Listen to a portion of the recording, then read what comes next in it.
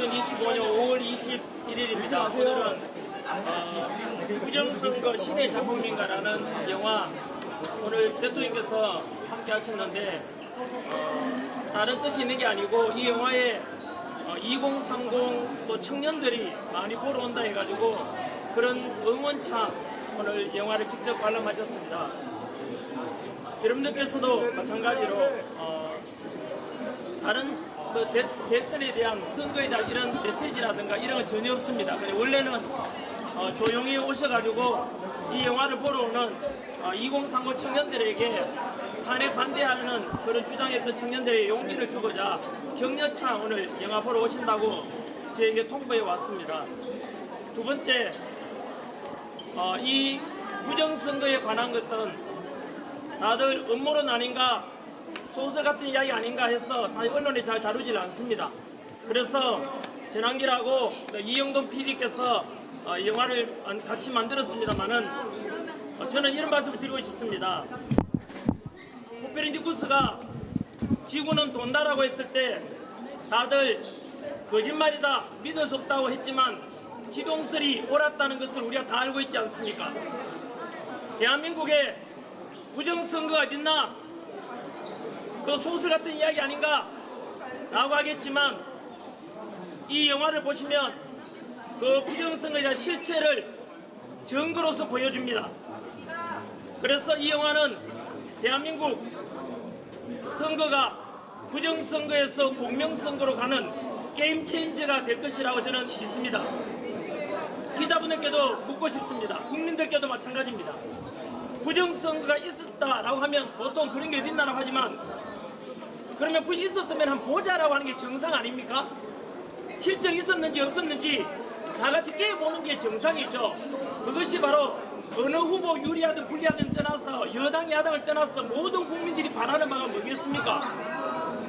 국회의원 선거든 대통령 선거든 지방선거든 간에 부정선거 없이 공정하고 투명한 선거를 바라는 것은 모든 국민들의 소망 아니겠습니까? 그것을 알리고자 이 영화를 만들었고 그래서 지금까지는 사실은 통계상을 보게 되면 많은 부정선거가 있었습니다. 하지만 다들 언론에서 다루질 않습니다.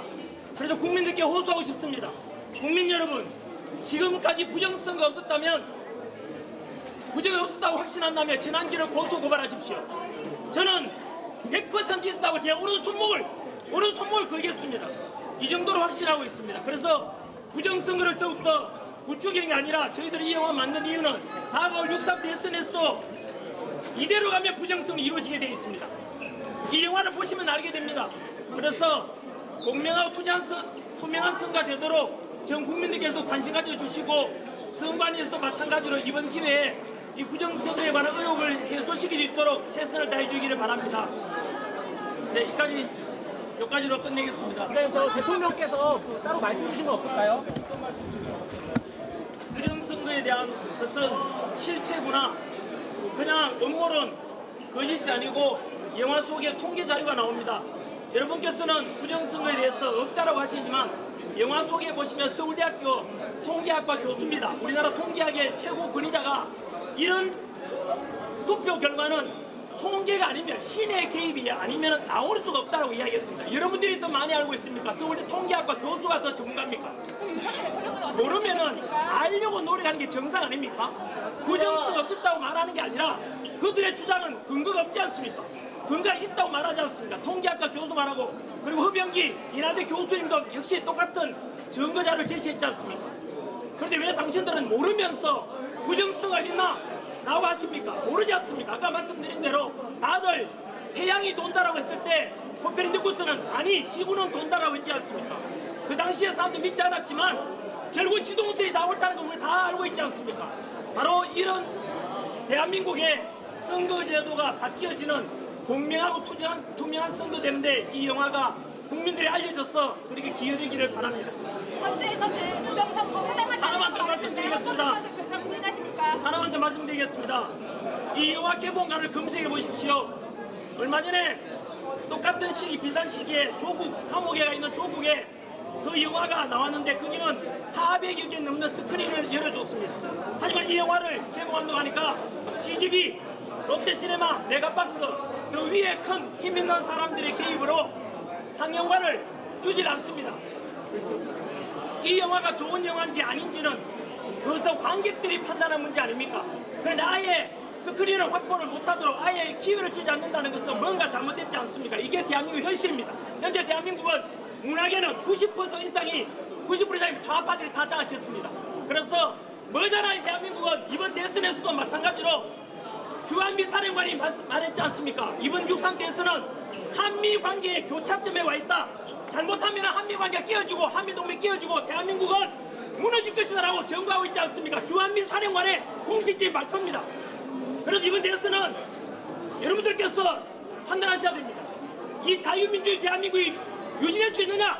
한미 동맹을 통해서 지금까지 70여 년간 전쟁이 없었던 것처럼 평화가 유지되고 자유민주주의가 지켜지고 법치 공정 상식이 유지되느냐? 아니면 우리나라는 한미 동맹도 끼어지고 결국은 친중국가, 친중 정치 세력 얼마나 우리나라에 며칠 전에 보도된 걸 못 봤습니까?